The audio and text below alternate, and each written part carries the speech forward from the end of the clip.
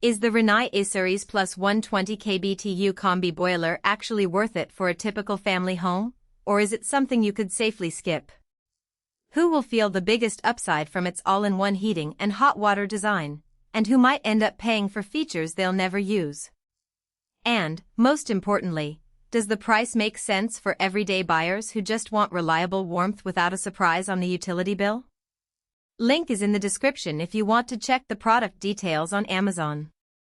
When I first started looking at a new boiler, the biggest hesitation was the fear of buying the wrong size and ending up with either lukewarm showers or a furnace that never really kicks in when the temperature drops. A condensing combi like the Rinnai replaces a traditional boiler and a separate water heater, so the promise of space savings is tempting, but the trade-off is that you need a properly sized unit and a compatible gas line. I spent a few days digging through installation guides, HVAC forums, and a handful of homeowner videos to see how the I-Series Plus actually behaves once it's on the wall. What immediately stood out is that this model delivers both space heating and domestic hot water from the same heat exchanger. For a homeowner with limited basement space, that eliminates the need for a bulky tank-type water heater and a separate furnace. In practice, that means you can free up a few square feet for storage or a workshop. The real benefit shows up during a cold snap. The boiler's condensing technology extracts more heat from the exhaust gases, which translates into a higher AFUE rating and lower gas consumption. For a family that runs the heat 24/7 during winter, those efficiency gains can shave a noticeable amount off the monthly gas bill. Now, let's talk about the practical strengths. First, the advanced technology for constant comfort isn't just marketing fluff. The unit includes a built-in modulating burner that ramps up or down based on the thermostat demand, so you don't get that on-off chattering that makes older boilers sound like a diesel engine. In a real-world scenario, if you set your smart thermostat to 70°F, the boiler will maintain that temperature by gently adjusting its output, which keeps the house at a steady comfort level and avoids those sudden temperature swings that can make a living room feel drafty.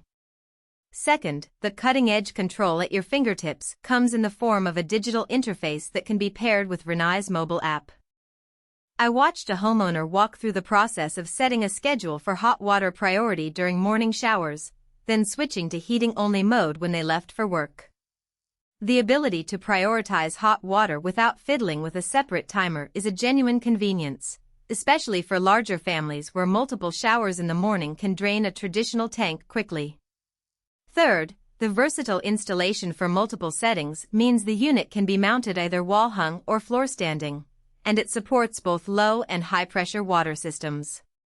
For someone renovating an older home with narrow crawl spaces, the wall-hung option can be a lifesaver. Installation isn't a DIY job. Rinnai recommends a certified technician, but the flexibility reduces the need for costly structural modifications. On the flip side, there are a few practical weaknesses that show up once the boiler is actually in service. Because the unit supplies both heat and hot water, a single point of failure can affect both systems. If the burner trips or the control board glitches, you could lose both heating and showers at the same time. While the residential warranty covers major components, you're still dependent on a qualified service call to get everything back up, and the cost of that call can be higher than a simple water heater repair. Another hidden trade-off is the hot water flow rate. The 120k BTU rating is generous, but it's still a single-pass system. In a home with 3 bathrooms running simultaneous showers, the water temperature can dip noticeably. The unit handles 2-person usage just fine, but power users who expect a spa-like, endless flow might feel the pinch. Pairing the boiler with a small buffer tank can smooth this out, but that adds another piece of equipment and a bit of extra cost. The initial price tag also deserves scrutiny. Rinnai's brand reputation and the built-in efficiency technology push the upfront cost above a standard non-condensing boiler.